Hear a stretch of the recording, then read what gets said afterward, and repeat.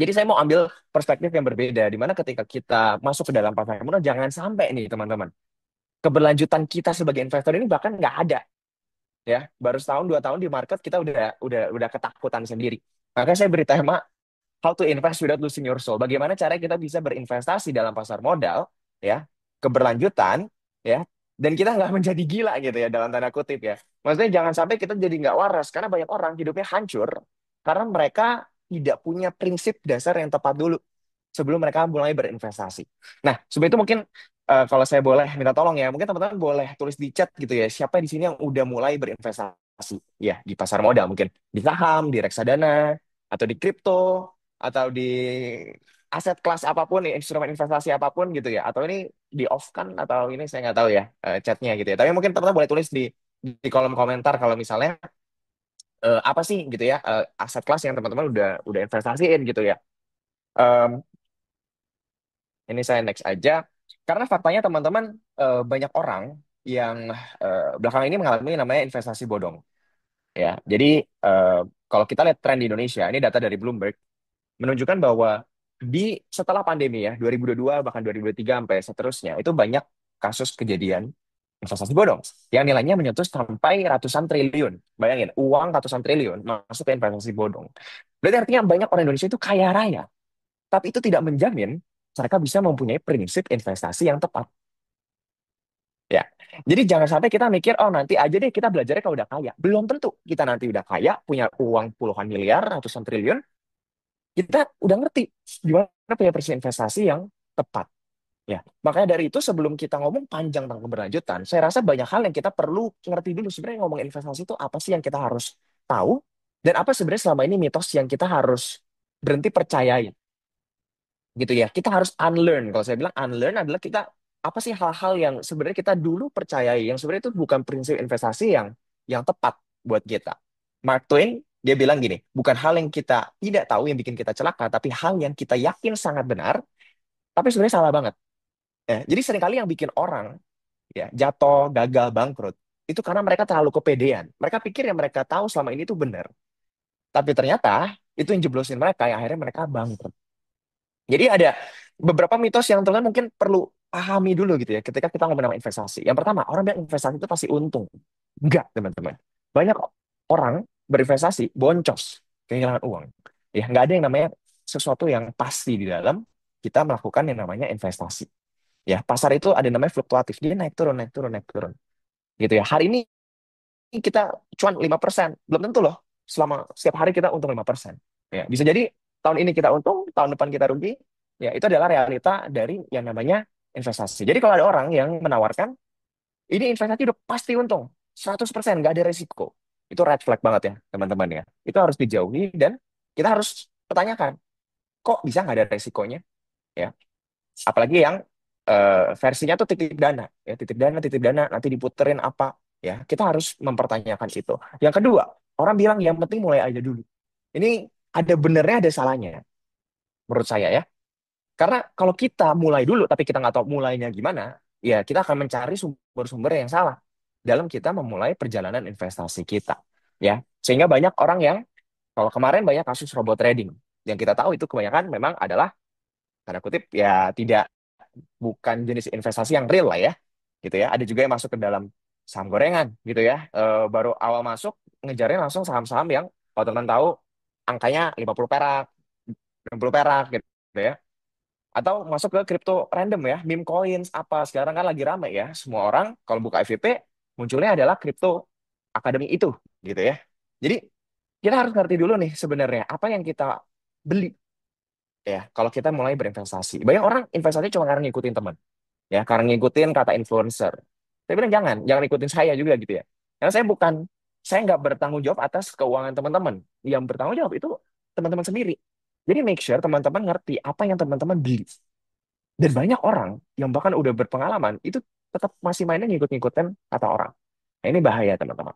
Yang ketiga, yaitu ikutin expert aja. Dia udah jago, dia udah kaya. Sehingga kita jadi apa? Kita nggak mempertanyakan kenapa angkanya seperti ini. Apakah ini benar-benar investasi yang bagus? Resikonya apa? Ya, kalau tadi mungkin Pak Norman sempat jelasin ESG. Apakah ada resiko ESG? Apakah dia mempunyai dampak sosial yang baik? Apakah governance dia, pengelolaan dia itu baik? Ini hal-hal yang kita harus pertanyakan. Jadi kalau orang bilang jadi investor itu enak, tinggal beli, eh, uangnya bertumbuh sendiri, tapi tidak semudah itu, teman-teman. Ya, ada momen-momen di mana kita harus melakukan analisis, riset, gitu ya, sehingga kita bisa mengerti dan kita nggak kebawa gampang sama emosi. Karena hari ini pasar bisa newsnya buruk, minggu depan bisa jelek, gitu ya. Bulan lalu, ini saya agak off topic nih, bulan lalu semua dunia merasa ini akan ada perang dunia ketiga. Ya, Iran, Israel, perang semuanya, wah ini perang dunia tiga. Tahu nggak, malam kemarin gitu ya, Jumat kemarin ini, S&P 500, indeks sama Amerika itu hit all time high. Ya, bayangin ini bulan lalu kita mikir perang dunia. Sekarang S&P 500, bursa sama Amerika all time high. Jadi market itu akan sangat dibawa sama emosi. Kita harus ngerti bagaimana yang jadi analisis kita ketika kita beli satu saham. Gitu ya. Jadi itu tiga hal yang menurut saya kita perlu pelajarin dulu dan kita buang dulu nih mitos-mitos yang selama ini kita percaya itu benar. Nah, begitu kita udah buang yang lama, sekarang waktunya kita mempelajari sesuatu yang baru. Ya, kalau kata Howard Marks, kesalahan investasi terbesar bukan karena kurang informasi atau analisis, tapi karena masalah psikologis. Teman perlu mengerti bahwa ketika kita ngomongin tentang seberapa pintar, tapi bisa menguasai kita. Agak prinsip saya rasa yang bikin di dunia. Apakah teman-teman tahu bahwa 90% kekayaan dia itu dihasilkan setelah dia berumur 50 tahun, gitu ya. Jadi hampir mayoritas dari uang yang dia punya, kekayaan dia itu setelah dia umur 50 tahun. Karena ada efek yang namanya bunga berbunga atau compounding interest. Mungkin teman-teman pernah belajar gitu ya di mata kuliah teman-teman semuanya. Jadi ketika kita misalnya punya uang 1 miliar, ya, kita untung 10%, kita berarti dapat berapa? 1 miliar berarti 10% 100 juta gitu ya. Apakah di tahun kedua ketika kita dapat 10% lagi kita dapat 100 juta? Enggak. Karena yang tadinya kita 1 miliar dapat 10%, sekarang kita 1 miliar 100 juta di 10%-in. Sehingga angkanya lebih banyak daripada 100 juta. Nah, ini yang namanya efek bunga berbunga. Dan ini sesuatu yang real dan butuh waktu yang panjang. Baru kelihatan hasilnya kayak Warren Buffett ini. Kedua, teman-teman, ini adalah realita yang terjadi dalam sejarah. Karena saya orang yang suka belajar sejarah. Karena kita bisa belajar kesalahan-kesalahan manusia di zaman dulu supaya kita nggak ngelakuin yang sama. Teman-teman tahu ada orang yang namanya ada sebuah fund gitu ya. Jadi ada sebuah perusahaan yang mengelola investasi. Itu namanya long term capital management. Ini isinya adalah pemenang Nobel. Ini yang nulis teori-teori buku dalam investasi dan finansial. Jadi ini bayangin orang-orang pintar ngumpul ya kan bikin satu perusahaan investasi dan mereka bangkrut. Padahal mereka isi orang-orang yang pinter, orang-orang yang jenius. Ya, tapi mereka bangkrut. Kenapa? Karena mereka kepedean. Karena mereka cuma mikirin angka, mereka nggak pikirin psikologi. Mereka pikir semua hal itu di dalam kendali dia. Faktanya, market itu seringkali nggak rasional. Ya, market itu seringkali penuh dengan emosi. Jadi kita perlu make sure, teman-teman. Jangan kita terlalu pede, kita jadi apalagi buat teman-teman yang suka pakai leverage nih. Ya, banyak berinvestasi pakai hutang. Ya, kalau saya secara pribadi tidak menganjurkan, tapi banyak orang yang akhirnya mengalami kebangkrutan karena hal ini. Ya. Kemudian yang ketiga, yang terakhir, data yang terakhir, saya mau menunjukkan bahwa teman-teman tahu nggak sih, banyak orang yang pengen banget kalau investasi, belinya di bawah, jualnya di atas. Bener atau bener? Bener banget ya. Maunya jualnya di bawah, belinya di bawah, jualnya di pucuk. Padahal nggak ada orang yang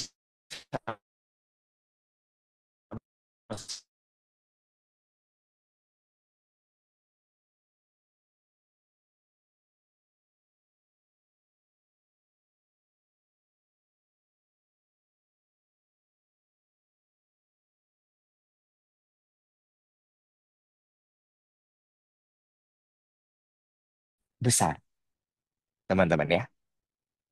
Gitu. Sejauh ini aman semuanya? Aman ya?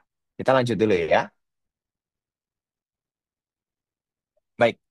Berikutnya, saya mau bilang bahwa investasi itu bukan cuma soal angka, tapi psikologi. Ya, kita harus ngerti gimana caranya manusia itu berpikir.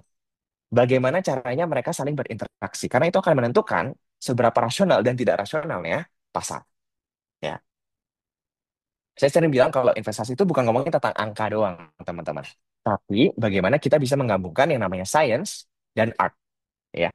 Bagaimana kita bisa membedakan ada seninya gitu loh. Kalau kita investasi itu ada seninya, nggak semerta-merta kita bisa eh, oh ini valuasinya price to earnings-nya murah, berarti kita harus beli. Belum tentu, teman-teman. Gitu ya. Banyak hal yang kita harus pertimbangkan. Apakah prospek pertumbuhan perusahaannya misalnya baik kalau kita ngomongin saham, ya. Mungkin kalau teman-teman di dunia kripto, apakah ada potensi untuk banyak adopsi gitu ya di dalam penggunaan blockchain. Jadi banyak hal yang kita harus pertimbangkan ketika kita melakukan yang namanya investasi. Gitu ya, teman-teman ya. Nah, makanya kita harus bisa bedain yang namanya return dan risk ya. Hasil dan resiko. Karena teman-teman banyak orang selalu mikir cuan kamu berapa? Cuan kita berapa? Untung 10%, untung 20%, untung 50%. Tapi jarang banget orang bahas, tapi resikonya berapa? Kalau kita ngeresikoin 20% untuk dapetin 10%, apakah itu hal yang rasional? Gitu ya. Dibanding kita dapetin untung 5%, resikonya cuma 2%. Nah, ini satu hal yang kita harus teman-teman pelajari bahwa tujuan awal investasi itu make sure kita nggak bangkrut dulu. Ya, rule number one, never lose money. Never lose money. Jangan sampai kita terlalu fokus sama ekspektasi yang berlebihan sehingga akhirnya kita bangkrut sendiri. Karena kita carinya semuanya yang high risk. Dan ini sangat sering terjadi terutama di generasi muda Indonesia. Gitu. Kita harus ubah mindset lama kita. Kalau dulu kita mikir, oh saya mau selalu untung 10% tiap bulan gitu ya. Wah, mikirnya gampang lah. Kalau hari ini naik 5% berarti cuma butuh 2 hari, sebulan aman lah ya. 2 kali dalam sebulan bisa untung 10% tiap bulan. Tapi teman-teman tahu nggak sih realitanya Warren Buffett investor terbaik sepanjang masa aja itu returnnya sekitar 20%-an setiap tahun. Dan dia jadi salah satu orang terkaya di dunia.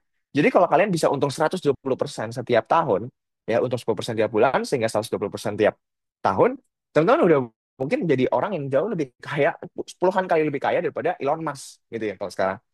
Teman-teman akan jadi orang yang sangat kaya raya. Jadi itu satu hal yang sangat tidak realistis. Kalau kita pengen konsisten untung 10% tiap bulan. Gitu, kita harus harus ngerti dulu psikologinya. Buat saya lebih bagus kita kayak pelan tapi aman daripada cepet tapi bangkrut. Ya, lebih baik kita pelan-pelan tapi kita bisa ngatur diri kita. Ada damai sejahtera. Nggak investasi main di high risk assets terus kita nggak bisa tidur malamnya. Ya, jangan sampai ini terjadi dalam kehidupan investasi kita. Ya, ya gimana kita mau keberlanjutan? Kalau kita sendiri nggak bisa tidur malam ini karena kita bingung. Ini aset kita hari ini besok returnnya berapa? Gitu ya teman-teman ya. Makanya saya mau masuk ke berikutnya bahwa gimana caranya kita bisa tetap waras ketika kita melakukan investasi. Ya, ini kalau salah satu buku favorit saya Art of War itu sangat baik gitu ya. Itu Sun Tzu dia bilang invisibility lies in the defense. Kalau kita mau nggak kalah, ya kita harus bertahan dulu. Ya, kalau kita mau menang, ada kemungkinan menang ya kita baru nyerang. Jangan sampai kita fokus nyerang, tapi kita nggak punya pertahanan yang baik. Jangan sampai kita terlalu fokus langsung nyarinya high risk asset, high return, tapi pertahanan kita nggak ada.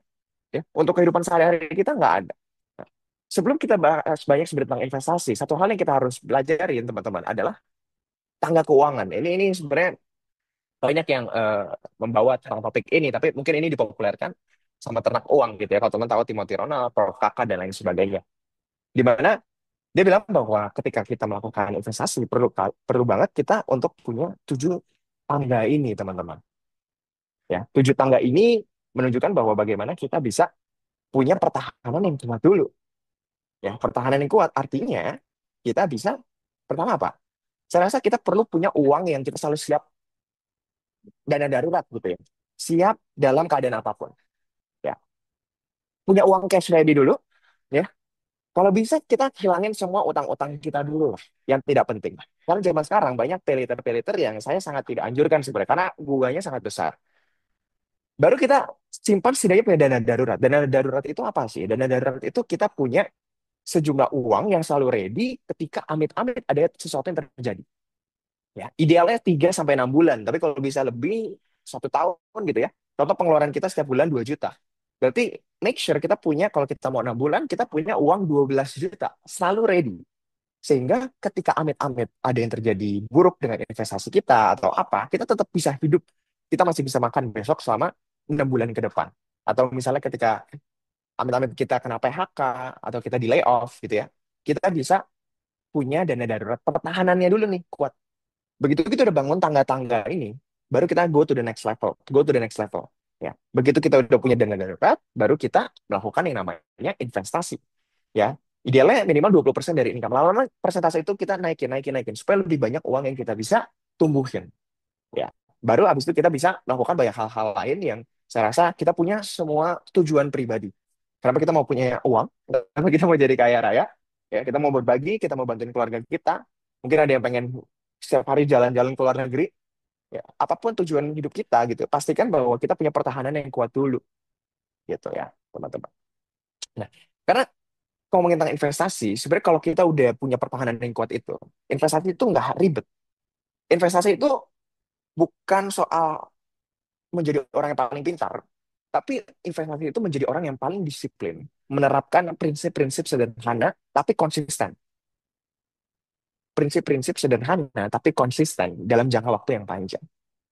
Dan banyak orang gagal dalam ini karena mereka pikir otak yang akan bawa mereka menjadi kaya raya. Tapi ternyata otak penguasaan diri itu yang bikin kita jadi kaya raya lewat investasi, teman-teman.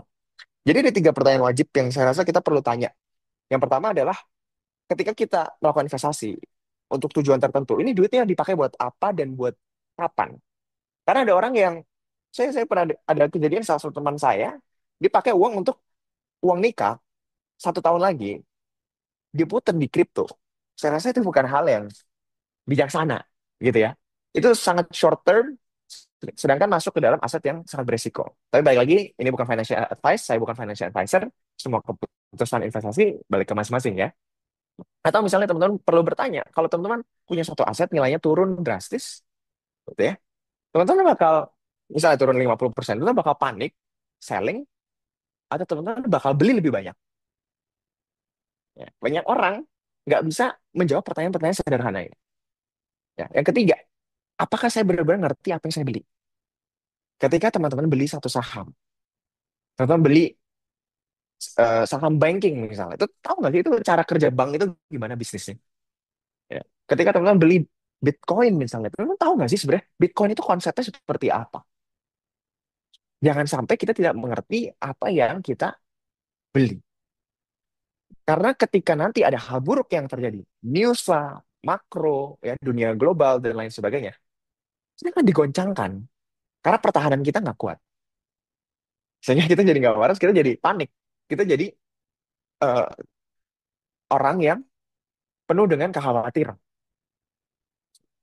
Nah, makanya sebelum itu sebenarnya ada satu konsep yang sangat sederhana yang kita perlu mengerti, yaitu ada namanya profil risiko atau risk profile. Di mana setiap dari kita itu punya pandangan yang berbeda tentang bagaimana kita meresponi apa yang terjadi di market. Contoh, ada orang yang dia ngelihat saham turun 2%, dia tuh ketar-ketir. Ya. Dia langsung panik, bayangin, usia dia punya uang 100 juta, dalam sehari hilang 2 juta. Dia langsung panik, dia nggak bisa. Berarti dia tipe orang yang konservatif. Dia lebih suka yang low risk, low reward. Di sisi lain, ada orang yang sangat agresif. Ya. Dia lihat eh, Bitcoin dia turun 10%, dia biasa aja, santai aja. Ya. Karena dia tahu mungkin dia buat jangka panjang atau apa, sehingga dia nggak merasa khawatir sama sekali. Nah, setiap dari kita, ini personal teman-teman. Ya, bagaimana pandangan kita terhadap satu aset, terhadap satu pilihan investasi, gitu ya. Jadi jangan bandingin diri kita sama teman kita atau sama orang tua kita, gitu ya, atau sama orang lain. Karena setiap dari kita punya profil resiko yang berbeda dan tanggung jawab yang berbeda-beda. Ya, seringnya balik lagi, sebenarnya apa yang kita cari? Apakah aset-aset yang lebih low risk atau yang lebih agresif? Ini yang jadi pertanyaan yang mungkin nanti teman-teman boleh tanya juga gitu ya, supaya kita bisa diskusi lebih banyak lagi dalam hal ini. Nah, ketika kita udah ngerti apa yang jadi profil risiko kita, teman-teman. Tadi kita udah bilang ada konservatif, ada moderat, moderat itu menengah. Ya, mungkin teman-teman lebih suka yang returnnya stable tapi nggak terlalu rendah gitu ya. Ada obligasi negara dan lain sebagainya dijamin pemerintah Indonesia. Atau juga yang high risk. Nah, teman-teman, jangan sampai juga kita itu nggak ngerti yang namanya konsep diversifikasi. Diversifikasi itu simpelnya adalah gimana kita nggak menaruh semua telur kita dalam satu keranjang. Ya, karena kalau satu keranjangnya jatuh, semuanya bakal hancur telur kita. Ya, jadi kita punya investasi di berbagai jenis aset. Ya, jadi mungkin ada investasi kita yang ditaruh di deposito, mungkin ada yang ditaruh di reksadana pasar uang, ada yang ditaruh di emas mungkin, ada yang ditaruh di saham gitu ya, sesuai dengan profil resiko kita masing-masing. Dan teman-teman, kalau teman-teman punya semakin banyak jenis aset, sebenarnya resiko yang teman-teman punya dalam portfolio investasi keranjang teman-teman itu mengurang. Semakin nggak nyambung asetnya, semakin mengurang resikonya. Ya. Jadi teman-teman bisa menjadikan ini satu tools alat untuk kita bisa mengurangi resiko kita dalam setiap pilihan investasi. Tapi kalau kebanyakan diversifikasi juga bahaya. Karena aset kita nggak bakal tumbuh kemana-mana. Ya, jadi ini artnya di sini, seninya di sini. Gimana kita diversified supaya aset kita resikonya rendah, portfolionya, tapi juga di sisi waktu kita mau portfolio kita bertumbuh. Nah, ini seninya buat masing-masing. Ya, makanya yang menjadi konsisten itu jauh lebih penting daripada pinter. Karena dalam dalam dalam melakukan perjalanan investasi ini kita perlu menjadi seorang pelari maraton. Pelari maraton itu dia mikirnya bukan gimana caranya lari paling cepat selama 10 kilometer pertama. Karena maraton itu larinya 42 kilometer. Jadi gimana kita simpan tenaga untuk the whole journey, untuk seluruh perjalanannya. Nah, ini konsistensi. Ini harus distrategiin. Ya. Salah satu konsep yang paling sederhana yang teman-teman bisa lakuin adalah yang namanya dollar cost averaging. Atau teman-teman cicil beli setiap bulan. Contoh, teman-teman mungkin mau beli, ini bukan anjuran investasi ya, BMRI misalnya ya, Bank Mandiri. Teman-teman daripada bingung gitu ya, saya harus masukin semuanya hari ini tapi saya nggak tahu ini kemurahan atau kemahalan, teman-teman cicil aja setiap bulan, contoh setiap tanggal 25, teman-teman beli. Teman-teman beli. Terlepas dari harganya berapa, teman-teman beli. Karena teman-teman tahu ini adalah perusahaan yang baik, misalnya. Jadi kelihatannya itu boring, kelihatannya nggak keren, kita nggak bisa beli di bawah jual di pucuk. Tapi ternyata in the long run itu sebenarnya mengalahkan begitu banyak investor lain yang coba untuk time the market. Ya. Itu mengalahkan banyak orang yang melakukan timing the market. Maka dari itu penting sekali untuk kita bisa menjadi investor yang konsisten, nggak cuma pinter, tapi disiplin dan konsisten dalam setiap keputusan kita. Nah, yang keempat teman-teman, ini saya go through cepat aja ya.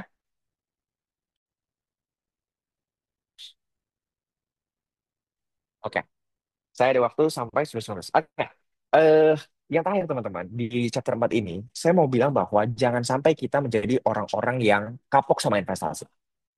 Ini dari pengalaman pribadi saya bertemu dengan begitu banyak orang yang sangat excited ya, karena dia lihat di FYP dia ada orang bisa dapat McLaren gitu ya, hidupnya cepat ya, nggak usah pergi kerja dari pagi sampai malam, dia bisa di rumah untung 10 juta sehari misalnya, untung ratusan juta setiap hari.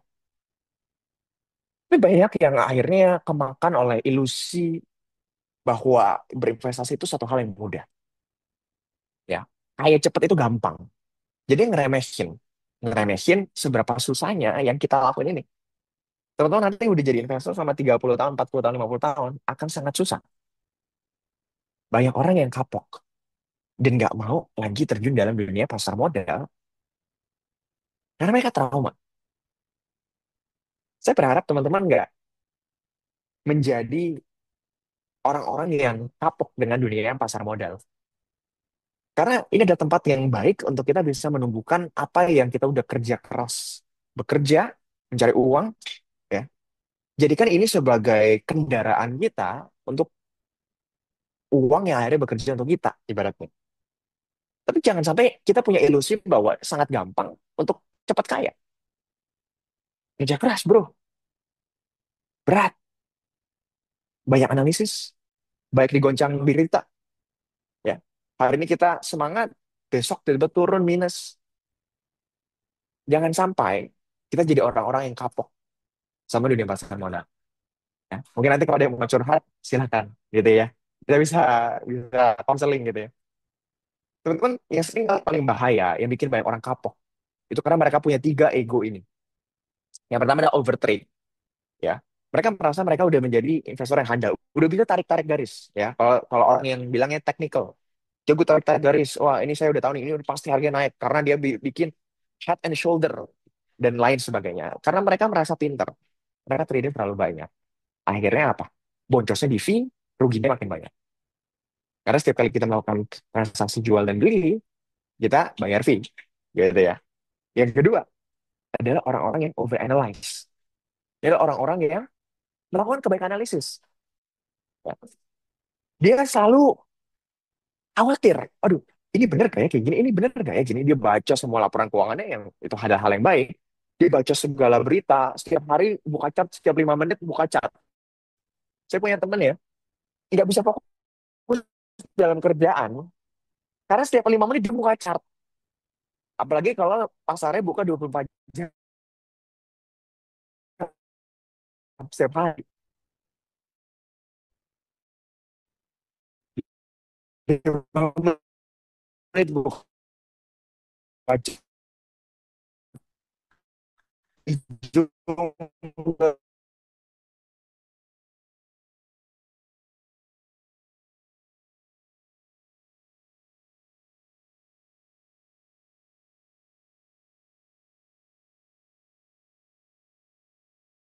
bukan dalam tanda kutip ya, bukan karena kita nggak pinter. Yang bikin kita bangkrut bukan karena kita nggak pinter, tapi karena kita nggak bisa menguasai tiga hal ini. Nah ini saya mungkin go through secara overall aja ya. Ini teman mungkin bisa catat atau screenshot. Ada hal-hal di dunia ini yang kita nggak bisa kendali. Saya nggak bisa kendali hari ini Trump nge-tweet apa. Ya, saya nggak bisa kendali besok kepalanya Iran mau ngomong apa di sosial media, di berita. Saya nggak bisa ngerti gimana arah pasar ke depannya. The Fed bakal turun suku bunga atau enggak, saya nggak bisa ngatur itu semua. Tapi yang saya bisa atur adalah sesuatu yang di dalam kendali saya. Di luar sana, market itu akan berisik. Ya, expert ini bilang A, expert ini bilang B, itu akan dibombardir oleh informasi. Tapi make sure teman-teman bisa mengontrol apa yang di dalam kendali kita. Kita mengendalikan apa yang ada di dalam kendali kita. Yang kita bisa kendali cuma tiga. Reaksi kita, alokasi investasi kita, dan ekspektasi kita. Ya. Reaksi kita berarti apa? Ketika ada pergerakan dalam portfolio kita, ya, instrumen investasi kita, apa kita punya stop loss mungkin? Ya, kita udah punya prinsip kalau misalnya teman-teman yang trading gitu ya, kalau ada yang turun 10%, misalnya 10%, saya langsung cut loss. Gitu ya. Atau teman-teman yang berinvestasi, oh kalau turun berarti diskon, saya beli lagi lebih banyak. Kita bisa kontrol reaksi kita doang. Kita nggak bisa kontrol apa yang market lakuin sama harga kita. Naik turun, naik turun, naik turun, naik. Kita nggak bisa kontrol. Tapi kita bisa kontrol, kita mau beli, kita mau jual, atau kita mau nunggu. Ya. Yang kedua, kita bisa melakukan namanya journaling. Nah ini saya rekomen gitu ya. Teman-teman ketika setiap kali melakukan satu keputusan dalam investasi, teman-teman buat di satu notes atau di satu spreadsheet, teman tulis, kenapa saya memilih untuk beli ini? Ya, oh, saya beli ini karena saya rasa ini valuasinya murah, misalnya. Oh, dan pasar ini terlalu takut karena berita-berita. Kita catat aja semua. Kalau kita cut loss, kita jual, kita tulis alasannya. Oh, saya cut loss karena saya nggak percaya nih sama fundamental perusahaan yang lagi. Ya. Jadi kita bisa selalu ngerti dan kita bisa mengevaluasi setiap keputusan investasi kita. Kita rekap nih, udah sebulan misalnya, atau setiap kuartal. Oh, kenapa ya? Ini salah nih. Harusnya saya nggak bereaksi seperti itu. Ketika kita mencatat, ada bukti konkret kenapa kita melakukan satu hal. Ya. Yang kedua, teman-teman, alokasi. Alokasi ngomongin tentang gimana kita mengalokasikan uang kita. Kita mau taruh di mana aja. Ya. Banyak orang yang suka banget all in. Saya nggak tahu kenapa ya. Suka banget all in ya. Kalau saya punya 100 juta, saya mau all in 100 juta di satu aset. Karena resikonya itu jadi sangat gede. Kalau kita taruh di satu perusahaan atau di satu koin, gitu ya. Kita harus bisa namanya position sizing. Ya nggak harus semuanya kita masukin di hari yang sama. Ya. Dan kita bisa melakukan namanya diversifikasi juga. Ya, yang tadi ya. Ada menurunkan risiko, kita beli beberapa aset kelas yang berbeda. Ya. Kalau teman-teman beli emas dalam tahun ini, mungkin teman-teman bisa mengalami puluhan persen return. Tapi apakah emas lalu mengalami puluhan persen return? Jawabannya enggak. Tapi kalau itu ada di portfolio dan kita punya diversifikasi, itu kan alangkah baiknya ya. Kita bisa mengalami gain yang dialami oleh emas mungkin selama tahun 2025 ini. Ya. Yang ketiga, teman-teman, adalah ekspektasi. Ini paling bahaya. Orang paling banget pengen kaya cepet banget. Yang akhirnya mereka ambil leverage lah, mereka pakai margin lah, dan mereka nggak ngerti apa yang mereka lakuin. Make sure kita punya time horizon yang jelas. Investasi itu maraton, it's a long game, teman-teman. It's a long game. Punyalah ekspektasi yang realistis. Saya yakin kita bisa tidur nyenyak malam hari kalau kita punya ekspektasi yang realistis. Ya. Dan seringkali dalam investasi, kalau ada, I think Buffett yang bilang, the the big money is in the waiting, not in the buying or the selling. Ya, uang gede yang kita dapetin dari investasi itu bukan pas kita jual beli, tapi pas kita nunggu. Jadi teman-teman jangan sekarang overtrade ya, selalu mau yang kemarin harus ada jual beli, jual beli, jual beli, jual beli. Ya. Tapi teman-teman ketika teman-teman nggak diam, itu sebenarnya suatu strategi. Ketika teman-teman memilih untuk nggak ngapa-ngapain, it's a strategy in its own. Waiting, menunggu. Ya. Kalau kita baru nanam benih, nanam tanaman gitu ya, buahnya langsung besoknya kan, kita harus tunggu dulu dia bertumbuh. Kita siramin, kita kasih pupuk, ya. Sampai akhirnya dia bisa bertumbuh, dan lama-lama dia berbuah. So waiting is a strategy. Ya. Jangan sampai kita jadi orang yang nggak sabar. Akhirnya kita bisa miss out banyak gains, banyak keuntungan yang besar. Ya, cuma karena kita nggak sabar, kita nggak dapet itu. Kan sayang. Pilihan kita udah bener, ya. Udah tahu sahamnya udah bener nih, bagus. Tapi karena kita nggak sabar doang, kita jual terlalu cepat, kita rugi banyak. Dan tanda kutip. Sabar itu adalah sadar kapan kita harus diem, kapan kita harus mengambil keputusan untuk jual atau untuk beli. Gitu ya teman-temannya. Dan untuk terakhir, untuk mengakhiri, sebelum kita masuk ke dalam sesi Q&A, dan teman bisa mungkin tanya, atau mungkin ada yang mau cerita, menjadi seorang investor itu bukan soal menang cepat. Ya. Hari ini tema kita beyond profits ya, membawa keberlanjutan. Kalau kita mau keberlanjutan, ya kita harus pertama tetap waras dulu di tengah hiruk pikuk pasar. Pastikan bahwa strategi yang kita punya dalam kita mengelola keuangan kita, ya, itu udah kita persiapkan dengan matang. Punya ekspektasi yang realistis, ya, punya tujuan yang jelas. Karena ini bukan soal pinter-pinteran baca grafik atau analisis, tapi ini adalah kesadaran diri. Ya, mengatur semua hal yang ada dalam kendali kita dan bagaimana kita bisa kasih yang terbaik dengan segala edge atau keahlian kita masing-masing. Ada yang lebih jago mungkin analisis di saham, ada yang memang jagonya di bisnis, ya udah investasi dulu aja di bisnis, gitu ya. Dan mungkin itu aja sekian dari saya, gitu ya. Play the long game, it's a marathon. Ini sebuah perjalanan maraton yang panjang, dan teman-teman nanti akan ngerasain efek bunga berbunga, compounding interest tadi.